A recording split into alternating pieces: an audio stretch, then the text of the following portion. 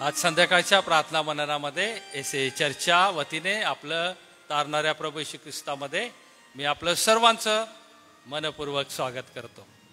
यावेळेस आम्ही गीत नंबर 168 गाणार आहोत. विजय संगीतमधून गीत नंबर 168. मी विनंती करतो की आदरणीय रेव्हरंड सॅमसन जयकर पाळकसाहेब पुढे येतील आणि गाऊ लागतील.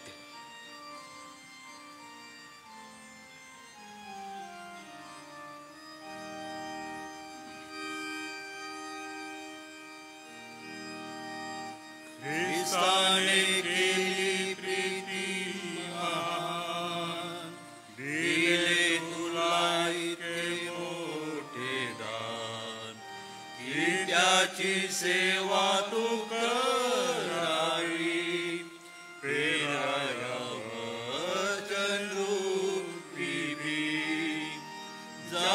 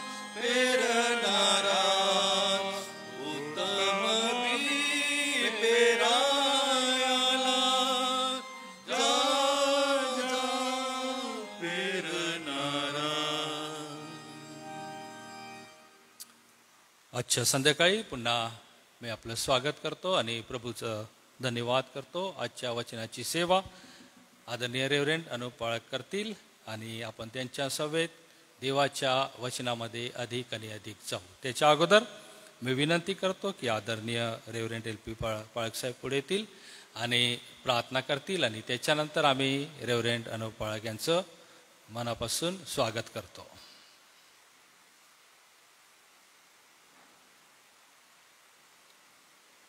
प्रार्थना करू आपण. पवित्र, सर्वशक्तिमान, सर्वसमर्थ, प्रेमळ पित्या, प्रभू येशूच्या पवित्र नावामध्ये पुन्हा एकदा या सायंकाळी आम्ही धन्यवाद देतो, तुला महिमा आणि गौरव देतो प्रभू, कारण तुझ्या चरणापाशी पुन्हा एकत्र बसण्याचा हा प्रसंग तू आम्हाला दिला. ही तुझी दया आणि कृपा आहे प्रभू. आज तुझ्या वचनाच्याद्वारे तुझा दास तुझ्या वचनामधून तुझे विचार, तुझी इच्छा आमच्यासमोर, जे ऑनलाईनमध्ये ऐकणारे सर्व विश्वासणाऱ्यासमोर तुझ्या वचनामधून तुझं स्वर्गीय विचार प्रभू आमच्यासमोर येत असताना आमच्या आध्यात्मिक जीवनासाठी आणि आमच्या जीवन वर्तन क्रमामध्ये आम्ही कसं जगावं यासाठी तुझी वचने प्रभू ही मौल्यवान आहेत. यासाठी की या जगात आम्ही उपरी आणि प्रवासी असताना केवळ तुझं वचन हे आमचं बल आणि सामर्थ्य आहे. म्हणून तुझ्या दासाला कृपा पुरीव, तुझ्या वचनासाठी सहाय्य दे आणि पवित्र आत्म्याच्या द्वारे प्रभू तुझ्या दासाला तू चालीव आणि येणारी सर्व वचने तू आशीर्वादित कर. ही विनंती प्रभू येशू आमचा उद्धारक त्याच्या नावात मागतो म्हणून तू आहे. आमेन.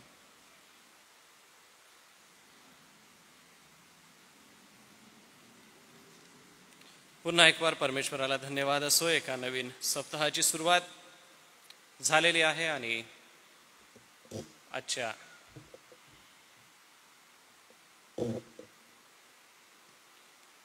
सायंकाळी मी आपणा सगळ्यांसोबत देवाच्या पवित्र वचनातून एका महत्त्वाच्या विषयाकडे आपल्या सगळ्यांचं लक्ष घेऊन जातो. कारण की मननचिंतन म्हटलं की एका विशिष्ट विषयावरती आपण एक प्रकाश टाकत असतो, त्यावर मनन करत असतो. आजचा आपला मननाचा जो छोटासा विषय आहे तो विषय आहे देवाचं मंदिर. देवाच्या मंदिराविषयी प्रत्येक व्यक्तीला एक आदर असतो आणि मनामध्ये एक प्रेम असतं. आपण जितक्या आनंदाने आपल्या घरामध्ये राहतो आणि आपल्या घराचं सुशोभीकरण करतो, त्याच पद्धतीने आपण देवाच्या मंदिरामध्ये येऊन त्यामध्ये जो आनंद आहे तो आनंद आपण घेऊ शकतो. आता हा जो आनंद आहे हा बाहेरून दिसणारा नसतो. देवाच्या मंदिराविषयीचा जो आनंद आहे तो अंतःकरणामध्ये असतो, मनामध्ये असतो. फक्त स्तोत्र संहितेमधून मी आपल्याला हे दाखवणार आहे की देवाच्या मंदिराचा जो आनंद आहे तो आपल्या मनात कसा असला पाहिजे. पहिलं वचन आहे स्तोत्र संहिता 122. बघा, स्तोत्र संहिता 122 वचन 1. आपण परमेश्वराच्या घराकडे जाऊ असे ते मला म्हणाले, तेव्हा मला आनंद झाला. सुंदरसं हे स्तोत्र आहे. दावीद राजाचं हे स्तोत्र आहे. देवाच्या मंदिराविषयी त्याने फार सुंदर रचलेलं आहे आणि यरुशलेमेच्या कुशलतेसाठी त्यांनी केलेली ही जी प्रार्थना आहे, त्या प्रार्थनेमध्ये देवाच्या मंदिराविषयी तो असं म्हणतो की देवाच्या मंदिराविषयी की त्याच्याकडे जाण्यासाठी जर मला सांगत आहेत तर मला आनंद होतोय. देवाच्या मंदिराला जाण्याचा हा आनंद आहे. मागील 4-5 वर्षांकडे आपण पाहत असता कोविडच्या काळामध्ये आपल्याला खूप इच्छा होती देवाच्या मंदिरामध्ये एकत्र जमण्याची. आपल्याला खूप इच्छा होती आपल्याला समूहाने, ज्याला आपण मेळावे म्हणतो, असे घेण्याची. परंतु काय झालं, आम्हाला ते घेऊ शकलो नाही, आम्हाला ते घेता आलं नाही. कारण की जो कोरोनाचा प्रादुर्भाव होता, प्रसार होता, तो गर्दीच्या ठिकाणी जास्त असल्यामुळे आपल्याला ऑनलाईन चर्च सर्व्हिसेस कराव्या लागल्या आणि मोबाईलवरूनच आपण एकमेकांना भेटू शकलो. त्यावेळेला आम्हाला सगळ्यांना हे जाणवत होतं की देवाच्या मंदिराविषयी की कधी आम्ही देवाच्या मंदिरात जाऊ, कधी आम्ही तिथं सगळे मिळून एकत्र विजय संगीतातले गाणे गाऊ, कधी आम्ही स्तोत्र वाचू, कधी पवित्र शास्त्र वाचू आणि कधी आम्ही देवाच्या पवित्र वचनाला देवाच्या सेवकाकडून ऐकू. किती इच्छा मनामध्ये होती. तेच विचार आम्हाला या ठिकाणी दिसतात. परमेश्वराच्या घराकडे जाऊ असे ते मला म्हणाले, तेव्हा मला आनंद झाला. आज आपला आनंद कशामध्ये आहे? काही सुखविलासाच्या वस्तूंमध्ये आपला आनंद आहे का? खाण्यापिण्याच्या वस्तूमध्ये आपला आनंद आहे का? किंवा जी चलचित्र आहेत किंवा ज्याला आपण टेलिव्हिजन म्हणूया, ते बघण्यामध्ये आपला आनंद आहे का? नाही. आपला आनंद देवाच्या मंदिराविषयी असला पाहिजे. आज आपल्या आनंदाचं केंद्रबिंदू काय आहे? आपल्या आनंदाचं केंद्रबिंदू आपलं घर आहे का? आपलं कुटुंब, आपली लेकरं आहेत का? यासोबतच आपलं सगळ्यात पहिलं आनंदाचं जे केंद्र आहे ते आहे देवाचं मंदिर. देवाच्या मंदिरामध्ये आम्हाला जाऊन एकत्र सहभागिता घेता येते. आरंभीच्या मंडळीचं चित्र जर आम्ही पाहिलं तर ती मंडळी आपापली जी मिळकत होती ती विकून देत असत आणि आलेला पैसा हा प्रेषितांच्या चरणापाशी ठेवत असत व ज्याला जशी गरज लागे तसे ते त्यांना वाटून देत असत. किती सुंदर त्यांचा समुदाय एकत्र जमलेला होता. मंडळीविषयी किंवा देवाच्या मंदिराविषयी त्यांच्या मनामध्ये जे प्रेम होतं, आपुलकी होती, ती दिसून येत होती. यरुशलेमेमध्ये ते सर्व शल्मोनाच्या देवडीवरती जमत असत आणि त्यांचं एकत्र मिळणं देवाच्या गौरवासाठी होतं. परंतु नंतर छळ झाला आणि मंडळी विखरली गेली, सर्व जगभरामध्ये पांगली गेली आणि सर्व जगभरामध्ये वेगवेगळ्या ठिकाणी वेगवेगळ्या परिसरामध्ये वेगवेगळ्या संस्कृतीमध्ये देवाच्या वचनाचा प्रसार झाला आणि देवाच्या मंदिराच्या इमारती या वेगवेगळ्या पद्धतीच्या उभारल्या गेल्या. युरोपियन पद्धतीचं मंदिर आपण बघितलं तर त्यावरती फार सुंदर असे मोठमोठे मनोरे आपल्याला दिसतील. दगडेचं आणि लाकडाचं मोठमोठं बांधकाम आपल्याला दिसेल. तेच आपण आफ्रिकन पद्धतीचं जर चर्च पाहिलं किंवा मंदिर पाहिलं तर त्या ठिकाणी आपल्याला लाकडाचं जास्त काम दिसून येईल. आणि जर आपण आशियाई भागामधली चर्चेस पाहिली किंवा आशियाई भागातल्या मंडळ्या पाहिल्या तर या मंडळामध्ये कलाकुसरीच्या वस्तू आपल्याला फार छान दिसून येतील. विणकाम आपल्याला दिसून येईल, कारण की या ठिकाणी रेशम उत्पादन जास्त भागात होत असतं. प्रियजन हो, आज तुम्हाला देवाच्या मंदिराला यायला आनंद वाटतो का? आनंद वाटत असेल तर फार चांगली गोष्ट आहे, कारण देवाचं वचन म्हणतं की देवाच्या घराकडे जाण्यासाठी आनंद आहे. दुसरं वचन वाचतो, स्तोत्र 84 आणि वचन 10. स्तोत्रामधूनच आपण बघणार आहोत. स्तोत्र 84 आणि वचन 10. खरोखर तुझ्या अंगणातील एक दिवस हा सहस्त्र दिवसांपेक्षा उत्तम आहे. दुष्टाईच्या तंबूत राहण्यापेक्षा माझ्या देवाच्या घराचा द्वारपाळ होणे मला इष्ट वाटते. बघा किती सुंदर स्तोत्रकर्ता या ठिकाणी सांगत आहे की देवाच्या मंदिरातला एक दिवस हा सहस्त्र दिवसांपेक्षा उत्तम आहे. म्हणजे परमेश्वराने जे मला आयुष्य दिलेलं आहे त्या आयुष्यामधल्या सर्व दिवसांपेक्षा ज्या दिवशी मी देवाच्या मंदिरात असतो ते माझ्यासाठी फार आनंददायक आहे किंवा उत्तम असं आहे. देवाच्या मंदिरात जाणं आनंददायक आहे आणि देवाच्या मंदिरात असणं उत्तम असं आहे. बरं, एवढंच तो सांगत नाही, तर तो काय म्हणतो, देवाच्या घराचा द्वारपाळ होणे मला इष्ट वाटते. द्वारपाळ ज्याला आजच्या परिस्थिती बघितलं तर द्वारपाळ ह्याला आपण इतकं महत्त्व देत नाही किंवा ज्या द्वारामध्ये तो उभा राहून द्वाराच्या मंदिराचं संरक्षण करतो किंवा मंदिरामध्ये येणाऱ्यांसाठी व्यवस्था करतो, त्याच्याकडे बघितलं असता आम्हाला इतकं आपुलकी वाटून येत नाही. ह्याचा अर्थ असा की स्तोत्रकर्ता आम्हाला असं म्हणतोय की माझी स्वतःची किंमत ही काही नाही आहे, परंतु देवाच्या घरामध्ये हे राहणं किंवा त्याचा द्वारपाळ बनून त्याचं रक्षण करणं. द्वारपाळाची जी सेवा होती ती मंदिरामध्ये फार मोठी सेवा नव्हती. तिला फार मोठं याजकासारखं स्थान नव्हतं. जसं जुन्या करारामध्ये याजकीय सेवेला फार मोठं प्रतिष्ठेचं स्थान होतं. द्वारपाळाच्या सेवेला होतं, परंतु तेवढं महत्वाचं नव्हतं. कोरहाचे पुत्र आम्हाला हेच सांगतायत की देवाच्या मंदिराचा द्वारपाळ होणं मला आवडेल, म्हणजे मला मोठं स्थान नको परमेश्वरा, पण मला तुझ्या मंदिरात राहू दे. किती मोठं हे प्रेम. आज देवाच्या मंदिराला जायचा आनंद ठेवा. दुसरी गोष्ट, देवाचा मंदिराचा आपल्या जीवनामध्ये उत्तम असा वाटा आहे, त्या उत्तम गोष्टीकडे लक्ष द्या. तिसरं वचन वाचतो, स्तोत्र 100 आणि वचन 4. स्तोत्र संहिता 100 आणि वचन 4. त्याचे उपकार स्मरण करीत, त्याच्याद्वारा स्तवन करीत, त्याच्या अंगणात प्रवेश करा. त्याचे उपकार स्मरण करा, त्याच्या नावाचा धन्यवाद करा. आता या ठिकाणी स्तोत्र करता आम्हाला एका गोष्टीची आठवण करून देतो की देवाच्या मंदिरामध्ये एकतर आनंद आहे, देवाच्या मंदिरात जाणं उत्तम आहे, आणि देवाच्या मंदिरात गेल्यानंतर काय करायचं आहे तर स्तवन करायचं आहे. देवाच्या मंदिरामध्ये स्तवन हे होत राहिलं पाहिजे. स्तवन करणं म्हणजे आळवणं, आभार मानणं.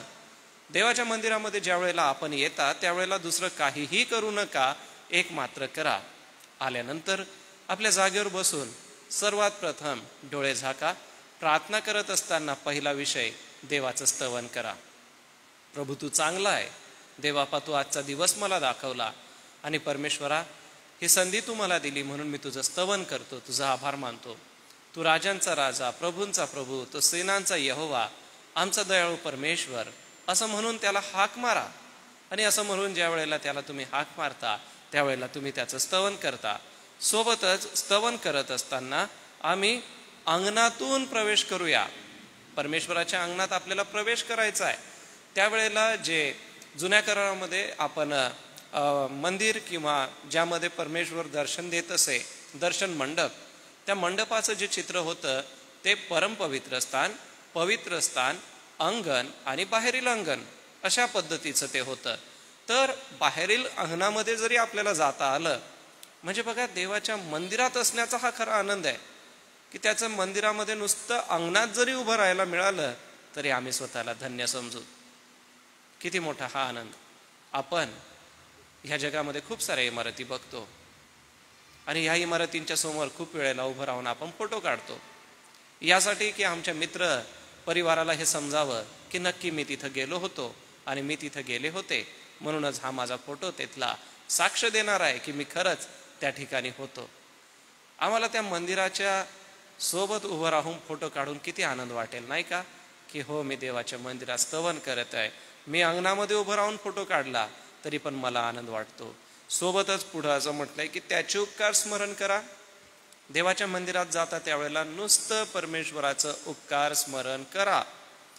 खूप साऱ्या वेळेला देवाच्या मंदिरामध्ये उपकार स्मरण न करता आम्ही आमचा गरजेचाच पाढा, आमच्या विनंत्यांचाच पाढा परमेश्वरासमोर वाचत असतो की आमच्या विनंत्या लगेच सुरू होऊन जातात की देवा मला हे पाहिजे, मला ते पाहिजे, माझं असं, माझं तसं.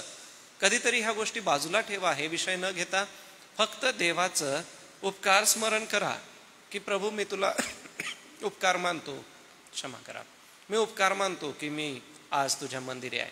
मी उपकार मानतो कारण तू आज मला श्वास दिलाय की ज्याच्यामुळे मी ऑक्सिजन घेऊ शकतो. देवा मी तुझा आभार मानतो कारण की आज एवढ्या सगळ्या लोकांमध्ये पाणी पावसापासून रक्षण करून इतक्या सुंदर इमारतीमध्ये तू मला बसवलं. आणि प्रभू बाहेर जरी पाऊस आहे तरी मी कोरडा असा तुझ्या मंदिरामध्ये बसून पवित्र शास्त्र वाचू शकतो आणि देवा तुला मी आभार मानू शकतो. म्हणून त्याचं उपकार स्मरण करा. पुढे त्याच्या नावाचा धन्यवाद करा. देवाच्या मंदिरामध्ये देवाच्या नावाशिवाय दुसरं कोणतं नाव असता कामा नये आणि ही देवाची इच्छा आहे. त्याच्या नावाचा धन्यवाद आम्हाला करायचा आहे आणि त्याचं नाव हे सुमधुर आहे. त्याच्या नावामध्ये आम्हाला शांती आहे. त्याच्या नावामध्ये सैतानाच्या बंधनातून सुटका आहे आणि त्याच्या नावामध्येच आम्हाला सार्वकालिक जीवन आहे. त्याचं नावच आम्हाला या भूतलावरती सर्व संकटापासून आणि सैतानावरती विजय मिळवणार आहे, विजय देणार आहे. तर मग काळजीपूर्वक बघा की देवाच्या मंदिरात जाण्याचा आनंद काय आहे. त्याचं स्तवन करणं, त्याचा प्रवेश करणं, उपकार स्मरण करणं, त्याचा धन्यवाद देणं. शेवटला अजून एक वचन वाचू. स्तोत्र 40 आणि वचन 1. स्तोत्र 40 वचन 1. मी धीर धरून परमेश्वराची वाट पाहिली, तेव्हा त्याने माझ्याकडे वळून माझा धावा ऐकला. मी परमेश्वराची वाट पाहिली कशी, धीर धरून, आणि तेव्हा त्याने माझ्याकडे वळून माझा धावा ऐकला. देवाच्या मंदिरामध्ये आपण जाऊन त्याला धावा करतो आणि ज्या वेळेला त्याचा धावा करतो त्यावेळेला आमचा प्रभू परमेश्वर आमचं ऐकत असतो. धीर धरा.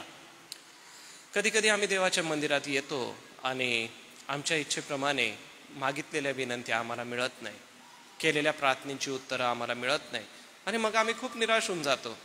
परंतु देवाचं वचन म्हणतं की धीर धरा. कोणतीही गोष्ट प्राप्त करण्यासाठी आम्हाला अगोदर तो धीर धरावा लागेल. कितीतरी प्रश्नांची उत्तरं आम्हाला आजवर मिळालेली नाही आहे. का? कारण की आम्ही धीर धरलेला नाही. देवाची इच्छा आहे आम्ही धीर धरणारे असे असावे. धीर धरू आणि देवाच्या मंदिरामध्ये आपण जाऊ.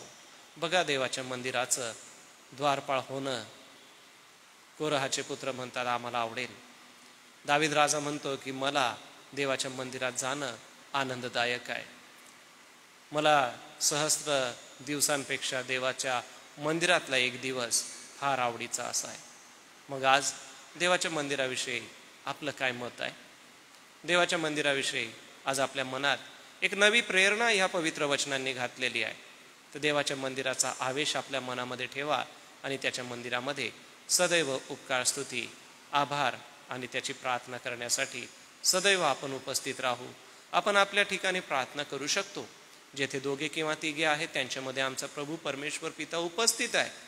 परंतु ही जी मंडळीची आणि मंदिरातली जी सहभागिता आहे ती एकमेकांना प्रोत्साहन देते, एकमेकांचं प्रेम वाढवते, एकमेकांबद्दलची आपुलकी वाढवते. म्हणून देवाच्या मंदिरात आपण जगलं पाहिजे, जमलं पाहिजे आणि त्याचं आभार मानलं पाहिजे. देवबाप ही पवित्र वचनं आम्हा सगळ्यांसाठी आशीर्वादाची करो. या वेळेला प्रार्थना विनंत्या घेऊन आपण प्रभू परमेश्वराच्या चरणी जाऊया. पावसासाठी आपण नेहमीच मागत आहोत आणि प्रियांनो, आजच्या सायंकाळी देखील पुन्हा एक वार पावसासाठी आम्ही प्रभू परमेश्वराकडे मागू की परमेश्वराने आम्हाला पाऊस द्यावा, कारण की आम्हाला पावसाची गरज आहे. आजूबाजूची परिस्थिती बघत असता, वेगवेगळ्या शहरांकडे बघत असता पूरजन्य परिस्थिती आहे. लोक पुलाने अगदी पुराच्या पाण्याने हवालदिल झालेले आहे, परंतु आपल्याकडे पाऊस नाही. परमेश्वराने अतिवृष्टीही करू नये की ज्याच्याने नुकसान होईल आणि कमी वृष्टीही करू नये की ज्याने नुकसान होईल. मुबलक आणि प्रमाणात देवाने आम्हाला पाऊस द्यावा. ज्या ज्या शहरांमध्ये पावसाच्या पाण्याचं थैमान झालेलं आहे, जनजीवन विस्कळीत झालेलं आहे, त्याच्यासाठी प्रार्थना करू. मुंबईसारख्या शहरामध्ये आज पावसामुळे कितीतरी अडचणी निर्माण झालेल्या आहे. लोकांना दळणवळणाची साधनं थांबलेली आहे. आपण त्यांच्याही जीवनाचे सुरक्षिततेसाठी प्रार्थना करणार आहोत. जगभरामध्ये सोबतच आपल्या प्रिय भारत देशामध्ये पावसाद्वारे नुकसान होऊ नये म्हणून आपण प्रार्थना करू आणि आपल्या परिसरात पाऊस पडावा म्हणून देखील प्रार्थना करू. रयता अक्का आहेत, जुलियाना अक्का आहेत, त्यांना आरोग्य लाभावं यासाठी प्रार्थना करूया. पिढी लवणे आहेत, त्यांना परमेश्वर देवबाप आरोग्य देव, त्यांच्या आरोग्यासाठी प्रार्थना करूया. या सगळ्या प्रार्थना विनंत्या सोबतच वासू सिस्टर ज्या दुधाळे शिवारी या ठिकाणी असतात त्यांना एन्जिओग्राफीसाठी आज दुपारी नाशिक या ठिकाणी घेऊन जाण्यात आलेलं आहे. तर वासू सिस्टर यांच्यासाठी आपण प्रार्थना करा. सोबतच राकेश गावित यांच्या वडिलांना काल रात्री प्रभू आज्ञा झाली, तर गावित कुटुंबियांच्या दुःखासाठी त्यांचा परिहार व्हावा यासाठी त्यांच्यासाठी सांत्वनपर प्रार्थना आपण करणार आहोत. यासोबतच आपल्या मंडळीत जे आजारी प्रियजन आहेत त्यांच्यासाठी प्रार्थना करू. परीक्षा आता लेकरांच्या चाललेल्या आहेत. नर्सिंग कॉलेजला जी प्रिय लेकरं आहेत त्यांच्या परीक्षा आहे, त्या सर्व विद्यार्थ्यांसाठी आपण प्रार्थना करणार आहोत. जी लेकरं पुढील शिक्षणासाठी प्रयत्न करत आहे, देवबाप त्यांचे मार्ग मोकळे करो. जे जॉबसाठी प्रयत्न करत आहे, देवबाप त्यांचे मार्ग मोकळे करो. विवाहासाठी देवबाप अनेक लेकरांचे मार्ग मोकळे करो. या आणि इतर सर्व प्रार्थना विनंत्या आहे त्या सगळ्या घेत आपल्यामध्ये उपस्थित आदरणीय रेव्हरंड सॅमसन जयकर पाळक साहेब, आपणाला मी विनंती करणार आहे, कृपा करून आपण पुढे या व प्रार्थना करा.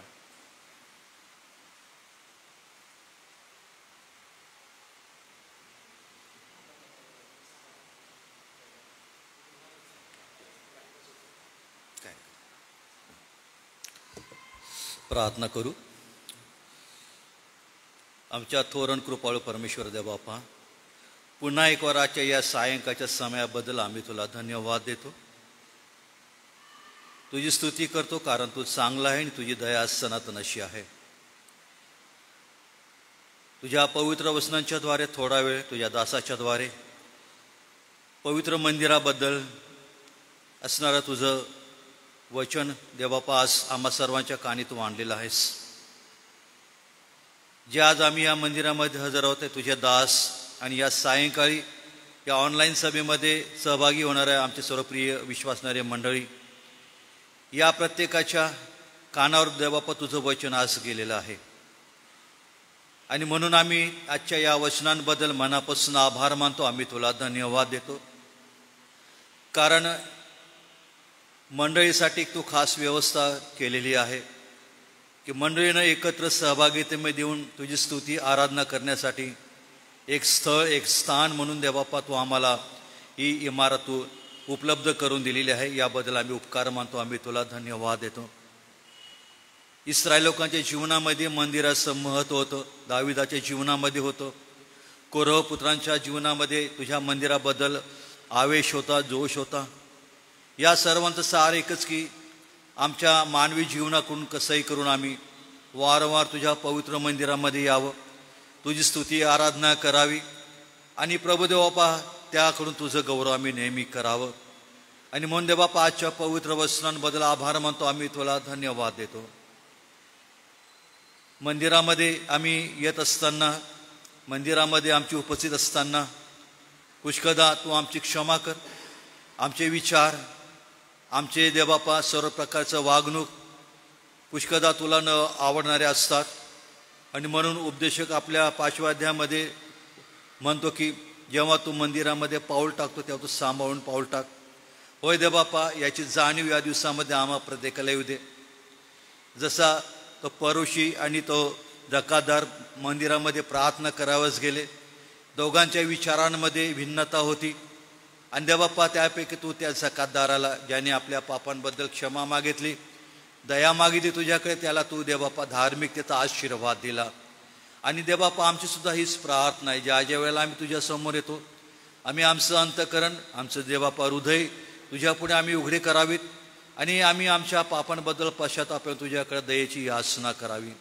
म्हणून पुन्हा एक वाऱ्या सायंकाळी आम्ही आमचं अंतःकरण, आमचं हृदय तुझ्यापुढे आम्ही उघडे करतो. देवबापा आमच्या सर्व अपराधांची, पापांची येशू ख्रिस्ताच्या द्वारे तू नव्याने क्षमा तू कर. तुझ्या क्षमेचा एक नवीन आशीर्वाद व आनंद या सायंकाळी आज आम्हा प्रत्येकाला येऊ दे अशी मी प्रार्थना आणि विनंती करतो.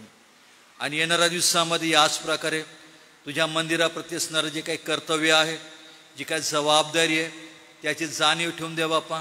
या तुझ्या मंडळीमध्ये एकत्र येऊन सहभागितेमध्ये वाढत जाण्यासाठी मंडळीचं आम्हा सर्वांचं विशेष प्रकारे सहाय्य कर अशी आम्ही तुला प्रार्थना आणि विनंती करतो. म्हणून आजच्या पवित्र वचनांबद्दल आम्ही तुला धन्यवाद देतो. येशू ख्रिस्ता, आम्ही तुझा आभार मानतो, तुला धन्यवाद देतो, कारण तू मंडळीसाठी तू आपलं पवित्र बलिदान केलेलं आहे. मंडळीला तू विकत घेतलेला आहे, पापाच्या सैतानाच्या बंधनातून मुक्त केलेला आहेस. त्यासाठी देवबापा येशू ख्रिस्ता तुला वधस्तंभावर आपलं पवित्र बलिदान करावं लागलं. आणि आपल्या रक्ताच्याद्वारे तू मंडळीला देवबापा शुद्ध केलेलं आहे. याबद्दल उपकार मानतो, आम्ही तुला धन्यवाद देतो. मंदिराची संकल्पना नवीन करारामध्ये पौलाने बदलली आणि तो प्रत्येक विश्वासणाऱ्याला देवाचं पवित्र मंदिर म्हणून उपमा देतो. कारण आमच्या या शरीररूपी पवित्र मंदिरामध्ये तुझा पवित्र आत्मा राहतो, याची जाणीव आम्हाला तू करून दिलेली असताना पुढं इशारा पण दिला की जो कोणी या शरीराचा नाश करेल, या मंदिराचा नाश करेल, देव तू त्याचा नाश करणार आहे. आणि म्हणून आम्ही स्वतःला जपावं आणि हे जे सुंदर असं देवबापा तू आम्हाला आयुष्य, जीवन, शरीर दिलेलं आहे, ते तुझ्या आम्ही सत्कारी लावं. यासाठी देवबापा तू मंडळीचं नाम सर्वांचं सहाय्य कर, अशी कृपा तू आम्हा प्रत्येकावर येऊ दे. पुन्हा एकवार आजच्या वचनांबद्दल, तुझ्या दासाबद्दल आम्ही मनापासून आभार मानतो. जे विविध प्रकारचे विषय प्रभू तुझ्या पुढे आलेले आहेत, आम्ही त्यासाठी विशेष करून प्रार्थना करतो. आम्हाला पावसाची अत्यंत गरज आहे. आम्ही प्रार्थना करतो आमच्या नंदुरबार, धुळे जिल्ह्यामध्ये, महाराष्ट्रामध्ये आणि भारतामध्ये अजूनही ज्या भागामध्ये प्रभू पावसाची अत्यंत आवश्यकता आहे, गरज आहे. ह्या सर्व देवबापा भागांकडे, या एरियाकडे तुझं लक्ष लागलेलं असू दे. भरपूर असा पाऊस दे आणि पाण्याची सर्व प्रकारची निर्माण होणाऱ्या समस्यांचं तू निवारण करावं अशी मी प्रार्थना आणि विनंती करतो. सोबतच ज्या भागामध्ये अतिवृष्टी होऊन नुकसान होत आहे, अशा सर्व एरियाची सुद्धा आम्ही तुझ्याकडे विनंती प्रार्थना करतो देवबापा.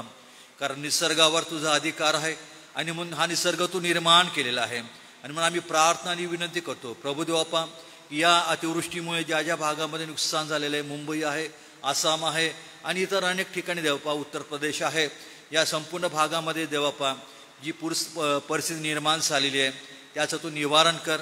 शासनाला योग्य प्रकारे देवबापा या सर्व गोष्टीचं निवारण करण्यासाठी लागणारी कृपा तू देशी प्रार्थना आणि विनंती करतो. सोबतच आम्ही आमच्या देशासाठी आमचे पंतप्रधान आहे, मंत्रिमंडळ आहे, विरोधी पक्ष आहे देवबापा, महाराष्ट्राचे मुख्यमंत्री, सर्व नेतेगण आहे देवबापा, आणि आमच्या या धुळे नंदुरबार जिल्ह्याचे सर्व प्रतिनिधी आहेत. या सर्वांना तुझ्या कृपेचे आम्ही स्वाधीन करतो. योग्य प्रकारे शासन सरकार चालवण्यासाठी लागणारं शहाणपण दे, ज्ञान दे, बुद्धिमत्ता दे. आणि हो दे देवा की या भारत देशामध्ये शांती नांदावी आणि तुझं गौरव व्हावं. या भारत देशाला तू आशीर्वादित कर, सुजलाम सुफलाम कर आणि देवबापा तुझं गौरव दे. सोबतच आम्ही आजारी आमचे जे भाऊ बहिणी त्यांची आठवण करतो. रैता अक्का आहे, जुलेना अक्का आहे, सोबतच लवणे सर आहे आणि दुधाळी शिवारामध्ये या सिस्टरांना देवबापा नाशिकला गेलेल्या आहेत या ऑपरेशनसाठी, एन्जिओग्राफीसाठी.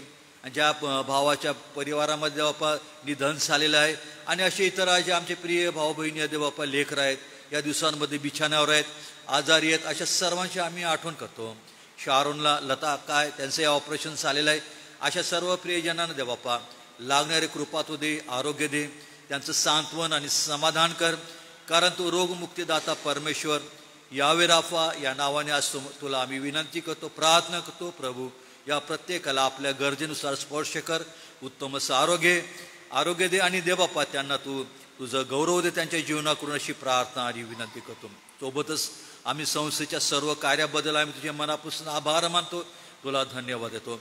शाळा आहे, ज्युनियर कॉलेज आहे, इंग्लिश मिडियमची शाळा आहे, दे बाप्पा बोर्डिंग आहे, आणि या सर्व प्रकारचं कारभार व्यवस्थापन पाहत असताना आमचे सर्व पदाधिकारी आहेत, सर्व विश्वस्त मंडळ आहेत, चेअरमन आहेत, संचालक आहेत, आणि सोबतच सर्व मंडळांचं कारभार पाहत असताना मंडळांचे पंचमंडळ आहे, पुढारी वर्ग आहे, सर्व मंडळांचे अध्यक्ष, पंच, महिला मंडळ आहे, युवत आहे, संडे स्कूल आहे, त्यांचे सर्व लीडर्स आहेत. या सर्वांना दे बाप्पा लागणार कृपा तो दे. आणि जसं यथवर तू या एस एम मिशनचं सहाय्य करता झाला दे बाप्पा, पुढे दे बाप्पा या संपूर्ण कार्याला तू चालव आणि तुझं गौरव दे, अशी आम्ही प्रार्थना आणि विनंती करतो. पुन्हा एक वार आम्ही तुझ्या सर्व कार्याबद्दल आम्ही तुला धन्यवाद देत.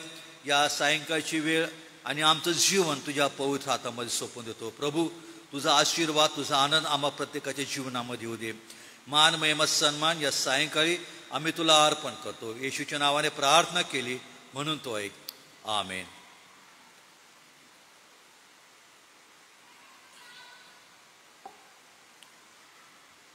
उद्या सायंकाळी देखील मनन चिंतन होणार आहे. तर उद्या सायंकाळी 6 वाजता आपण ऑनलाईन असणार आहोत. यावेळेला आपण प्रभूने शिकवलेली प्रार्थना म्हणू. प्रभूच्या प्रार्थनेनंतर सन्मान्य रेव्हरंड LP वळवी पाळक साहेब पुढे येतील, आशीर्वाद देतील. या रात्री ईश्वरा गीत गायन करू आणि आजचं मनन थांबवू. हे आमच्या स्वर्गातील पित्या, तुझे नाव पवित्र मानिले जाओ, तुझे राज्य येऊ, जसे स्वर्गात तसेच पृथ्वीवरही तुझ्या इच्छेप्रमाणे हो. आमची रोजची भाकर आज तू आम्हास दे. आज आम्ही आमच्या सगळून सोडितो, तसेच तो आमची ऋणे आम्हास सोड, आणि आम्हास परीक्षेत आणू नकोस, तर आम्हास वाटापासून सोडील. कारण की राज्य, सामर्थ्य आणि गौरव हे सर्व काळ तुझेच आहे. आता आपल्या प्रभू येशू ख्रिस्ताची कृपा, देवबापाची महान प्रीती, पवित्र आत्मेची गोड सहभागिता इथे जमलेल्या तुझ्या दासांबरोबर, ऑनलाईनमध्ये ज्यांनी तुझं वचन ऐकलं आहे तुझ्या विश्वासणाऱ्याबरोबर, देवाची मंडळी आणि निवडलेले राष्ट्र इस्रायल्याबरोबर प्रभू येशू तू येईपर्यंत सो. आमेन.